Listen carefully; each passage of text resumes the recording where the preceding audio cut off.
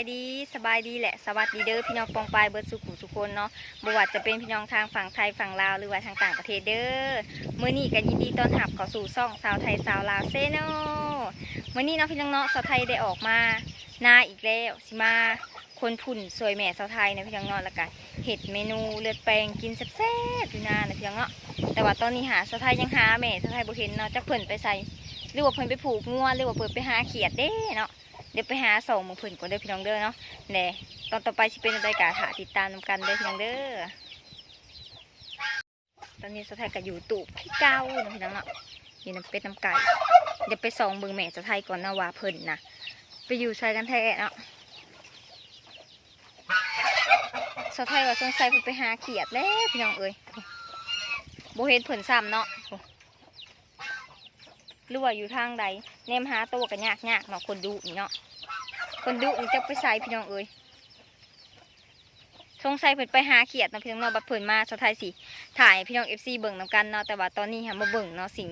หน้าเวียกของสาวไทยบ่มันเป็นแนวใดนะพี่น้องเนาะนี่ตัวหน้าสาวไทยเลยเวียกสาวไทยเนาะมาค้นพุ่นพี่น้อง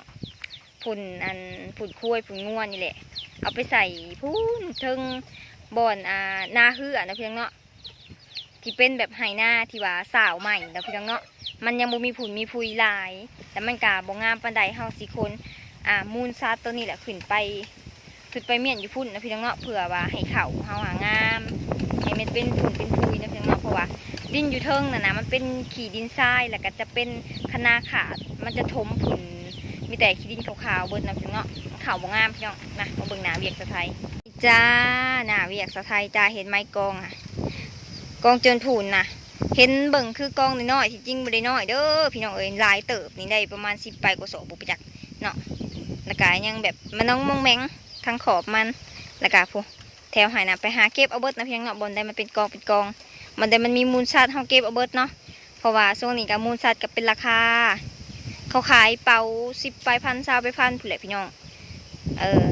เพราะว่าเขาสีไปใส่พักได้พี่น้องใส่พักแล้วก็จูด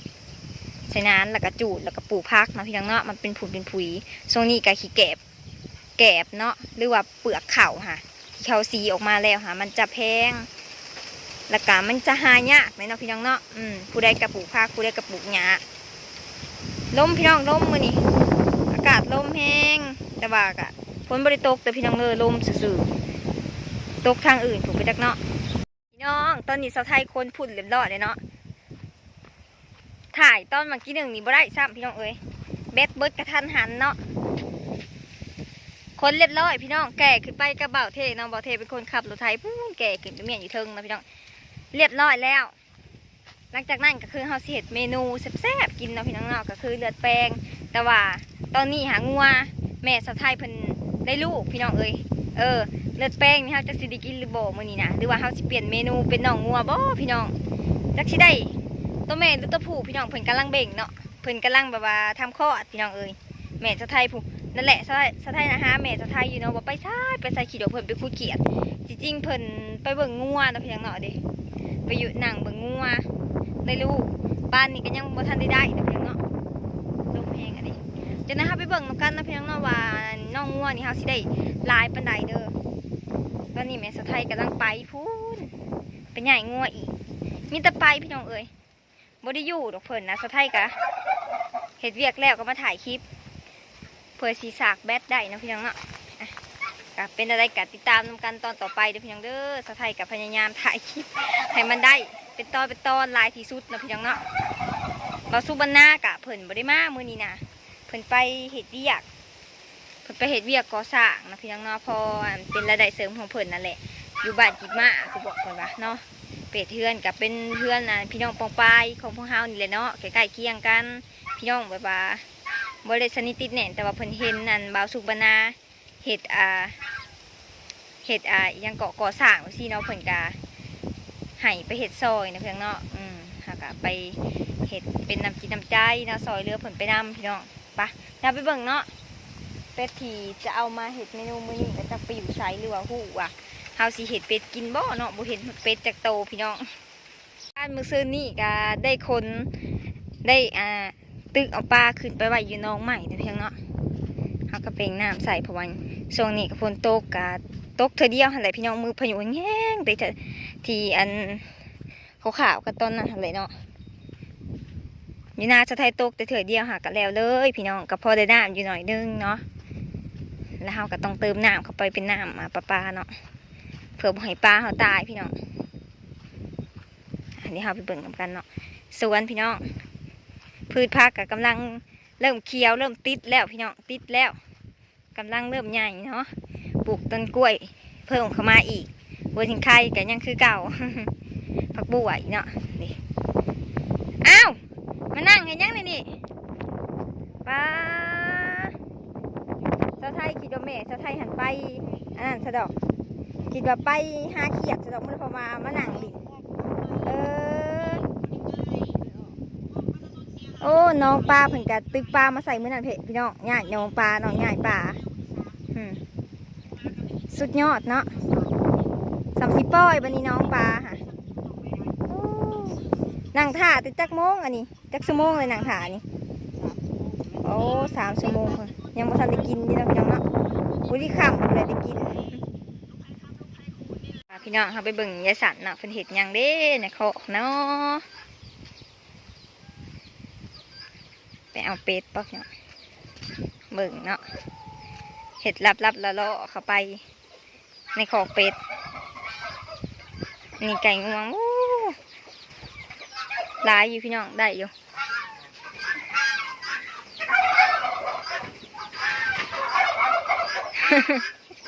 ตีกับเป็ดอยู่ในพี่น้องเสียงสนั่นเลยเนาะเป็ดไก่เคยเลี้ยงน้ำมันนี่พี่น้องเคยเกลือเนาะมันเลยปล่อยมาแล้วมันก็สอน้ำเทียงค่ะก็เลยค้างไว้ในแล้วอ๋อ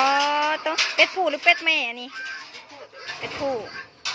คักพี่น้องเมนูมื้อนี้เนาะผู้ใดอยากมาเด้อจึกเนาะเบิ่งไก่เพิ่นเนาะไก่พี่น้องอันนี้หาแค่ส่วนหนึ่งเนาะยังบ่ทันได้เบิดพี่น้องยังลายอยู่ตามทงหายทงนาเนาะแนวพันธุ์เพิ่นได้อีกได้พี่น้องไก่ฮะเบาะถูกโตเลี้ยงลูกเป็นถูกโตนะพี่น้องเนาะส่วนลายกับตายน้ำพญานกับบ่ได้ตายดอกพี่น้องตายน้ำหมากินไข่เนาะหมาหลักเขามากินไข่ในนี้เนาะแม่นเที่ยงเก่าสาวไทยพี่น้องเที่ยงเก่าที่สาวไทยเคยรีวิวสุพรรณว่าพ้นหัวพ้นตกนั่นนี่นะพี่น้องเนาะเดี๋ยวนี้ก็กลายเป็นขอกเป็ดขอกไก่แล้วพี่น้องครอบครัวเฮาก็พัฒนาเนาะมามีเทียงตูบน้อยอยู่ตะกี้กับแห้งน้อยกว่านี้อีพี่น้องคู่มือนี่ก็น้อยอยู่แต่ก็พออยู่นะพี่น้องเนาะพออยู่มีความสุขพี่น้องอยู่แบบพอเพียงมีความสุขเลี้ยงเป็ดเลี้ยงไก่เลี้ยงงัวเลี้ยงควายเลี้ยงแบะนะพี่น้องเนาะชีวิตแบบธรรมชาติชีวิตแบบบ้านนอกบ้านนาพี่น้องป่าเดี๋ยวเราไปเบิ่งนำกันนะพี่น้องเนาะตอนต่อไปนำกันสาวไทยกับบริถ่ายคลิปไปหึงเนาะพี่น้องเนาะกับบูฮู้เนี่ยว้าวซับเนาะบูฮู้ว่าสีว้าวอีช่างออกไปหรือว่าสีว้าวเริ่มจังใดก่อนก็ต้องได้ซ้อมทำอิฐเนาะซ้อมแล้วก็มาว้าวสู่พี่น้อง FC ฟังนี่แหละเป็นอะไรกับคอมเมนต์บอกกันในเด้อพี่น้องเด้อเนาะเดี๋ยวเราไปเบิ่งนำกันตอนต่อไปเนาะถ้าเบิ่งเมนูของเฮาเนาะพี่น้องเนาะว่าสิตาแซ่บบ่หรือว่าเป็นอะไรเนาะพี่น้องเนาะไปติดตามกันตอนต่อไปเนาะเซฟของเฮากับซีเมนเบาเท่นี่แหละนี่พี่น้องโครงการครัวเฮาแล้วพี่น้องเนาะ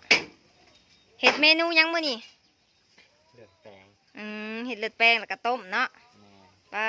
เบาเทลงครัวเองนะพี่น้องเนาะเบาเทลงครัวเองเลยพี่น้องเลือดแป้งแซ่บๆเนาะสดๆเลยพี่น้องจะไหนถ่าเบิ่งตอนต่อไปเนาะตอนสุกสะไทยนี่ถ่ากินอย่างเดียวสะไทยนี่จะได้เบาสุกบานาประมาณเนาะเนาะเพิ่นข้าเวียกเพิ่นไปเห็ดเวียกก่อสร้างได้เพิ่นมาเด้อเบาสุกบานาถ้าว่าเห็นคลิปนี้ก็มากินน้ำกันเนาะใส่กะมาเห็ดเนาะบ่อยากกินกับบ่เป็นยังเห็ดแล้วกะสิเป็นเมนูพื้นว่าเนาะต้มกับต้มปลาพี่น้องต้มพอสดน้ำมันฮ้อนเนาะมื้อนี้อากาศกะลมพี่น้องทางอื่นนั่นพายุเข่าทางนี้นะมีแต่ลมนะพี่น้องเนาะลมพายุทางนี้นะหากะไข่เน่พี่น้องเพลนมาแล้วกะไข่เน่เมื่อเช้านี้ตื่นดึกๆมานั่นคือฝนที่ตกนี่แหละ ากาศเนาะอันนี้ก็เป็นเวลา12 โมงประมาณบุ้งหอดที่เนาะเบิ้งไม่สไทยเบิ้งก่อนตอนนี้ก็2 โมงแล้ว2 โมงยังนะพี่น้องเนาะแดดแห้งแต่ว่าก็ยังลมถือว่าอากาศก็โอเคนะพี่น้องเนาะกับบุ้งหอมบนาวปะไร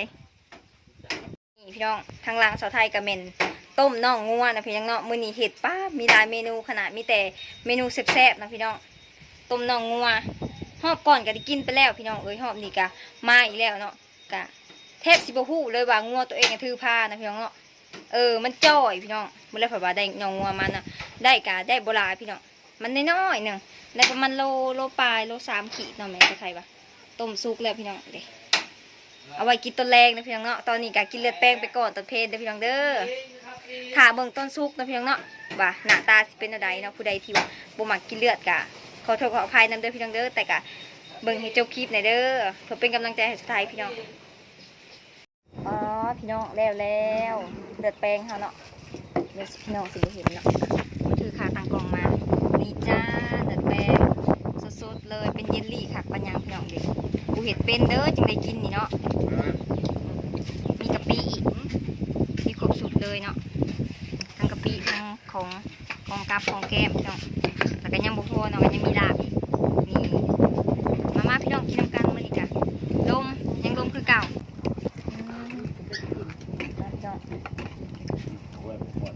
ครั้งแรกเป็นเองปาดเอง อยู่ผมเยอะอยู่ ปกติมีเขาปาด ผมเริ่มเวียนจากมา กินข้าว มาเตะนะ หิวข้าวแห้งพี่น้องมาเด้อไปเบิ่งคลิปนี้บ่ได้เอาคลิปลงแต่ถึง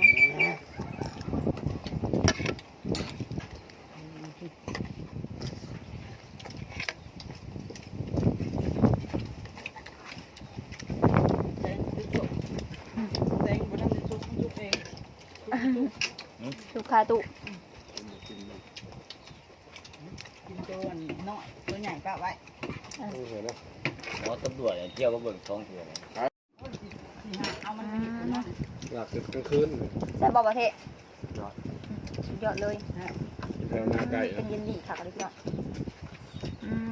อ้อยยา เขาบอกบูฮูว่าเขาเรียกว่าแท้เห็ดกลางคืน เห็นแล้วกลางคืน มันพ่อเด็กลีเหรอ มันไปนอน นอนไม่ได้ในกระทงไปคืน2 โมง ไม่แจ้ง แจ้งต่อภัยไปเลย บุญแจ้งไปที่ต่อเสร็จแล้วจะได้ยังไงตาย ไม่ตายลูกกาอีกเมื่อกี้จะแจ้งอ่ะ อยู่ทั้งก่อนมันจะเป็นยังไงเมนูเอื้อยนะครับผัวเป็นหมอป่วนเลยแต่บักเต้อะ